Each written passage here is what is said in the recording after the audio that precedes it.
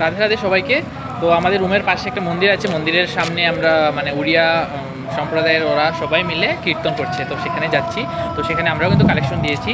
তা আমাদের রুমের পাশেই আমাদের রুমটা ওদিকে, আর কীর্তন হচ্ছে ওদিকে ওখানে। তো চলো যাওয়া যাক। এবং কীর্তন হলে, পুজো হলে অনেক ভালো লাগে কিন্তু। আর আমাদের রুমের পাশে অনেকগুলো মন্দির আছে, তো এই মন্দিরের সামনে হচ্ছে কিন্তু এখানে, দেখতেই পাচ্ছ।